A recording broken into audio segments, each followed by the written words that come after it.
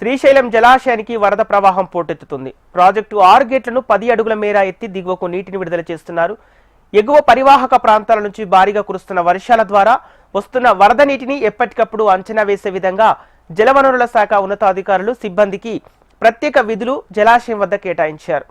ప్రస్తుతం శ్రీశైలం జలాశయానికి జూరాల జలాశయం నుంచి 1,04,628 క్యూసెక్కులు, సుంకేసుల జలాశయం నుంచి 42,669 క్యూసెక్కులు, హంద్రినివా నుంచి 3,750 శ్రీశైలం జలాశయానికి క్యూసెక్కుల వరద నీరు వచ్చి చేరుతోంది.